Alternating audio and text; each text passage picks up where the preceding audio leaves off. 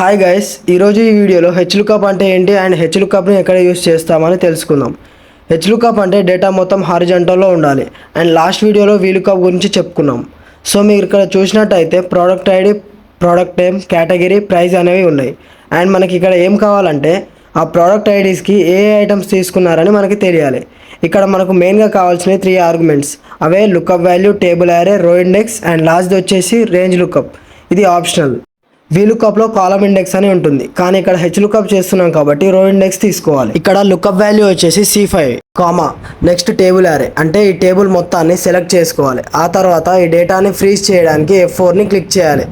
ఆ తర్వాత రో ఇండెక్స్, మనము ఏ రోని తీసుకుంటున్నాం అని, అంటే సెకండ్ రో. సో 2 అని టైప్ చేసేసి కామా 0 అంటే ఎగ్జాక్ట్ డేటా రావడానికి.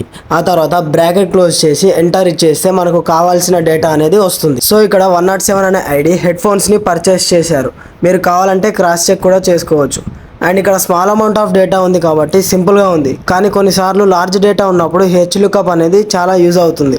అండ్ ఆల్మోస్ట్గా వీలుకప్ అండ్ హెచ్లుకప్ రెండు సేమ్ ఉంటాయి. మీరు ఈ ఫార్ములాని చూడాలనుకుంటే వ్యూ ట్యాబ్లోకి వెళ్ళి షో ఫార్ములాస్ అని క్లిక్ చేస్తే మీకు ఫార్ములాస్ అన్నీ కనబడతాయి. Follow for more videos.